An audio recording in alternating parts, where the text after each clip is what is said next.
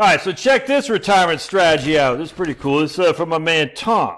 All right, Tommy Two-Tone. Tommy Two-Tone. He says, retire at full retirement age. Let's see. He has $320,000 of savings. All right, 320. All right, he's got 320. He wants to take 7% a year out. How dare you, Tommy Two-Tone? How dare you take 7% a year out? And even me, I can figure that out. That's about $21,000 a year right there. All right. Plus Social Security between his for both he and his wife, and I guess his wife has a part-time job. He doesn't say how much he's getting from that. We have $60,000 on a mortgage. All right, $60,000 mortgage on a $400,000 home. All right, $400,000 home. Let's see. Mortgage will be paid off in 4 years. When savings run out, start reverse mortgage at that time. Take monthly from home in the years to fall. If we need to go to nursing home, we'll still have a lot of equity in the home if we start reverse mortgage in 15 to 20 years. All right. So again, the problem is he doesn't say how much he spends. We don't know how much he spends, but I'm assuming, I don't know what else he's got. But anyway, so let's go to this here real quick. This is going to be a lot of fun. So check this out, shall we? All right, so what we're going to do is we're going to put his $320,000. We're going to take 7% a year in the S&P 500. And hold on a sec. We're going to start in 1966, just because, you know, with high inflation, low rates of return. And that money lasted for about 12 years. Not too bad. Was that 12 years or so? Lasted 14 years, excuse me. This is from my man Daniel Kulibert's 55e.co. 55e.co bucket strategy website. So that lasted for 14 years, okay? So by then he'll be 80 years old. My man will be 80. All right, so by then he'll be 80 years old. All right, we'll just say he's going to live till he's 90. So he's 10 years. So he basically, yeah, there we go. So he has no money though. This is gone. Gone in 60 seconds. So he's going to need the equivalent of $21,000 to replace that. And so all we're trying to do, see, this is where they kind of get you. They throw all these different bells and whistles at you. Like, no.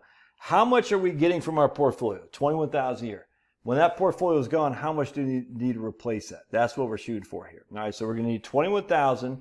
By the time he's 80, that will be the equivalent of, assuming inflation, $42,000 at that point. And again, this is the worst case scenario using the 1966 to 1970s and early 1980s. So he needs $42,000. So he has income need of $42,000 for 10 years. He's going to need it for 10 years, basically. All right, but he doesn't have it. Oh, but he does have it because he has a house that's worth $400,000. And how much is it worth that? So let me show you what's going on here. Check this out. So we're going to go to my man right here, Don Graves, over at Heckham Advisors Group. How does a home equity line of credit work? And this is fantastic. And so what you're going to see here is this is a guy. So basically, this guy has, his example is Pierce and Linda have a $400,000 home, which is exactly what we have. They have an existing mortgage balance of $100,000 that they're going to pay off. And so they're going to have, you can see, a outstanding balance right here. So in this case, they got a, 1 second.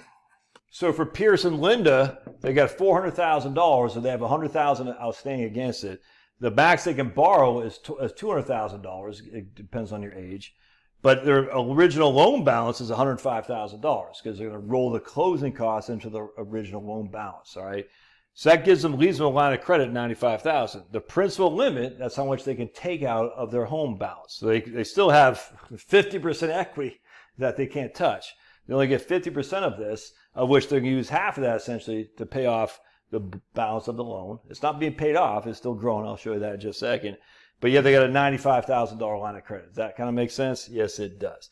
So again, they still have $200,000 of equity in their home. All right. So now what my man Don shows you, which is pretty cool, is that after year one, at a 5%, all right, both the original balance, the loan balance, and the line of credit grew at 5%. So after year one, you can see right here, the loan balance now is at 110.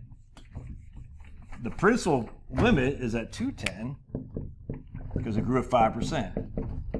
The loan balance was at 110 basically. And that's the loan balance or outstanding balance. The line of credit is at 100,000. That's how it works. You just take your principal limit minus your, I got to do it like that so you can see it. Excuse me. So you take your principal limit minus your balance, loan balance, and that gives you your line of credit. And the principal limit grew. Remember, the original principal limit was $200,000. but it grew at 5%. That's 210. The original balance is at 105 at 5%. It grows to 110. The line of credit was at 95 at 5%. It goes to 100. That's what's happening here. So their line of credit is growing. Their original balance is growing too. They don't have to pay it back. I mean, the bank's going to get paid, don't get me wrong, because their principal limit is growing. So watch what happens here now. Year 2 to 5. By the end of year 5, the principal limit is at 255 at 5%, just assuming a 5% growth rate, 255. Their loan balance is at 134. All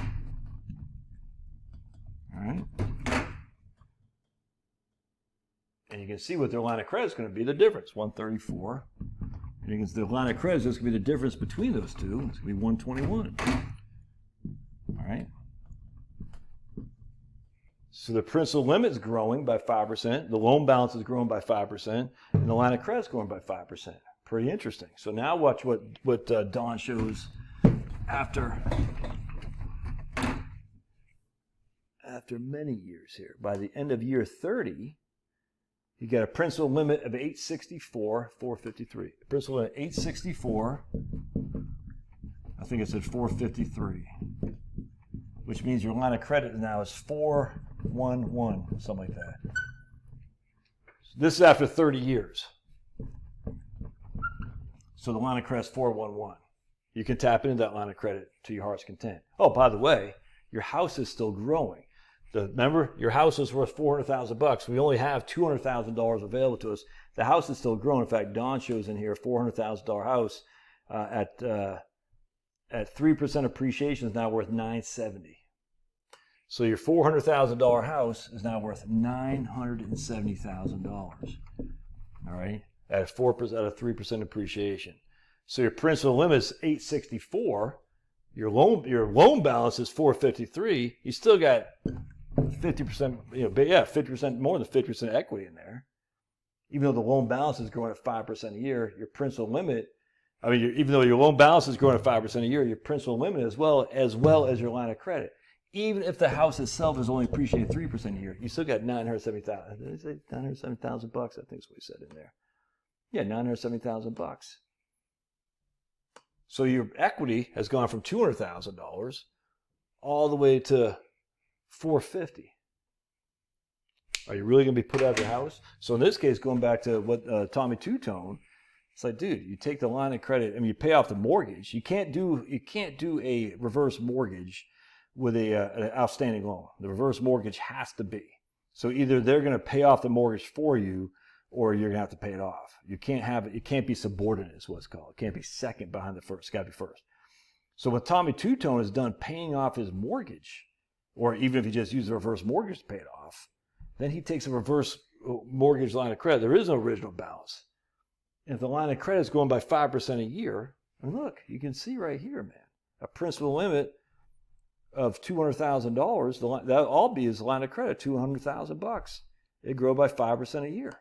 So if he has no balance on the loan, no balance, the principal limit is $200,000, and it grows by 5% to 210, another 5% to I don't know what it'd be, 220. All right, that's his entirety of his line of credit. You can take that. So now he only needs $42,000 a year for 10 years. That'd be what, 15 years or something like that from now. What Don say would be his amount after 10 years? It'd be $255. His principal limit is at 5 years. After 10 years, his principal limit would be $325. So now he needs $325. His principal limit is $325 in here. He's, what do you say, $42,000 a year divided by 42,000. How many years would that cover you? 325 divided by 42. You got a trusty calculator. We go 325 divided by 42. That's going to cover him for 8 years. 8 years. And then, by the way, his principal limit is still growing. That 325 is his principal limit in 10 years. It's still growing. It's going to cover for the next 10 years until he's 90. But that's not traditional retirement plan. That's 4% rule. Dude, if it works, man. By the way, that assumes you're adjusting for inflation 1966 through 1982 as well. I mean, look at these inflation numbers. You have inflation 4.2, 5.5, 5.7, 4.4, 3.6, 6.2, 11, 9, 5, 6, 7, 8, 11. I mean, it's not going to happen. I mean, anything could happen. Who knows? But I'm just saying the idea that 21,000 in 1966 is the equivalent of 42,000 in 1979. Yeah, that could happen. That's not going to happen. Anyway, it's a great strategy. But the reverse mortgage is a scam. Okay, don't retire. Keep working. I don't care. Do what you got to do. Reverse mortgage, you're just giving the bank your house, really? Because in this case, he's still got a crap load of equity in his house. You're not giving it to the bank. But reverse mortgage, Okay. Actually, it's pretty interesting. Check this out what Don says. So right here. Too good to be true? So many have questioned if this is really true. In August 2016, AARP made a recommendation to congressional policymakers that the home equity line of credit, the reverse mortgage line of credit, which has functioned the same way since 1988, was too good, and the HUD, Housing Urban Development, should consider eliminating the growth feature of the program. I don't know what will come of this, says Don, but for now, establishing a standby home equity line of credit home reverse mortgage line of credit could be a tremendous financial planning strategy. Here's the AARP.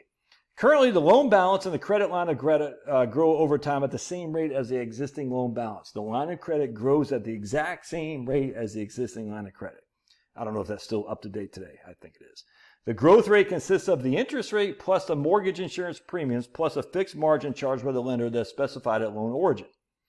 Any untapped loan proceeds will grow over time, i.e. home equity line of credit or reverse mortgage line of credit that isn't being tapped into. And borrowers can end up with access to a far larger amount of funds than if the proceeds were taken all at once. That's a bad thing, says AARP. You hear that? Any untapped loan proceeds will grow over time, and borrowers can end up with much larger money than if the proceeds are taken at one fell swoop. Have to take it all at once. The credit line grows regardless of any changes in the value of the home. If home prices fall, the line of credit borrowers have access to an ever-increasing amount of funds. That's a bad thing. HUD should take steps to ensure that homeowners who need money have access to them, but should prohibit the use of use of HECMs for a portfolio hedging. One way to do this would be to eliminate the credit line growth feature of adjustable rate mortgages taken as a line of credit. It's so stupid.